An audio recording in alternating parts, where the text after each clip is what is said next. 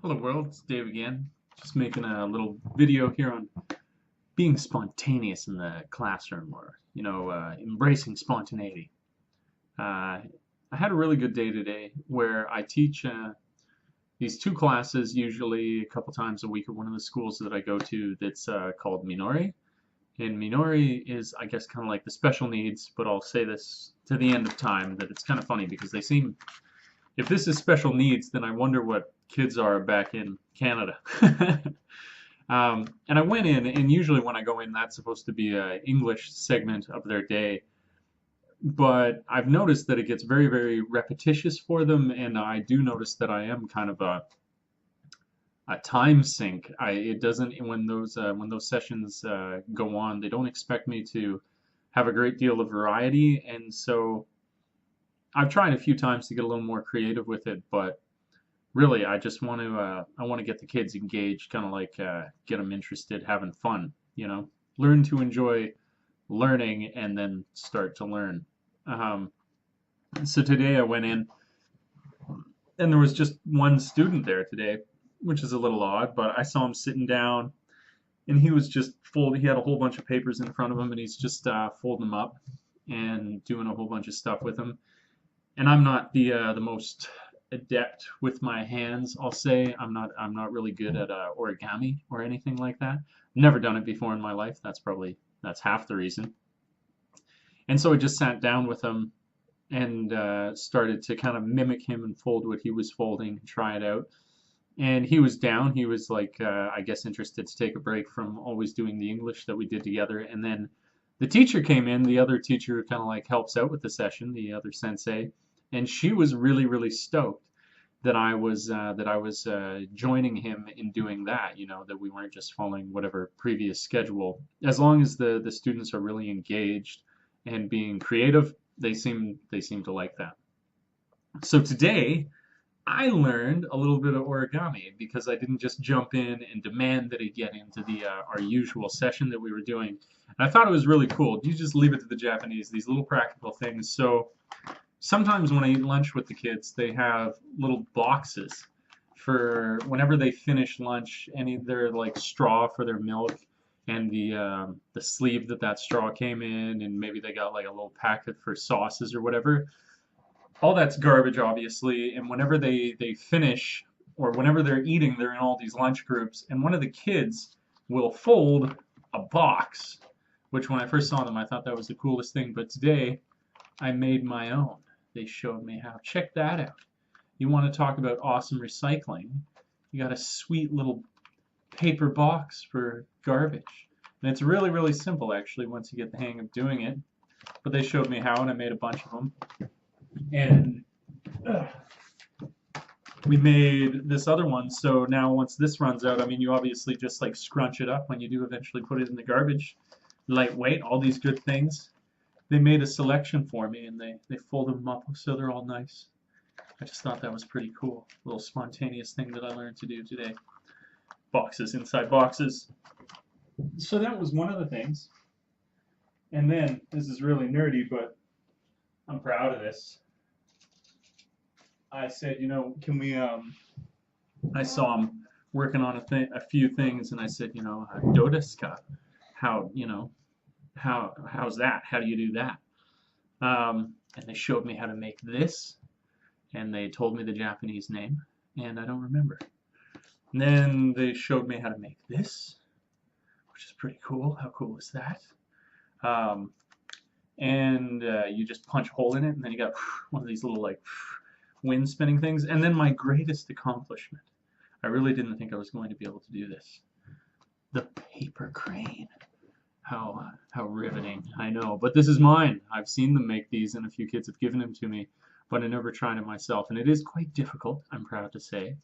And I pulled it off, so I got my own cool little paper crane now.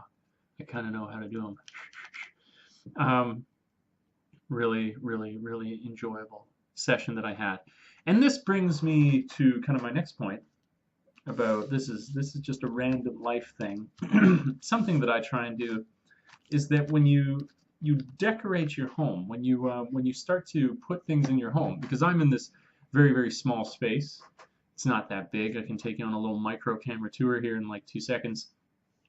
And I am of the opinion that you should decorate your home not with what you buy, but with what is your life. And by that I mean try and not just buy everything that you put in it, but have it be from something that you've done that you decorate your house with, or directly from some relationship that you have with people. And then you surround yourself with things that just have a little bit more meaning. Now, I don't mean to be such a hippie that you can't, buy some art or something like that. I'm just saying it's probably just a little more therapeutic to look around a house that you have more of a connection with the things that are in it, as opposed to just the fact that you bought them. To make a long story short, that's the simple idea. But you can see, here I'm going to do my little camera thing here. We've got, for example, just over here, I've got this idea now. You can see that shell. I live near the beach, so I'm going to continually put shells on this as I got that shell going to the beach, and I went to the beach, and I take notes because I'm trying to write a bunch, and it's just cool to me to then have that kind of association with something nearby where I live, which is quite beautiful, I think, just having the shells there, and then associated with a cool memory. You have, of course, these new guys, which I think are really, really cool. Some experience at school. I got this incredible Japanese teacher who brings me new things all the time. And so she gave me this sweet beer shirt because she's awesome. She's brought me beer on one occasion, even better. And then if you see back there, I'm going to go grab it. Give me 1 sec. Okay.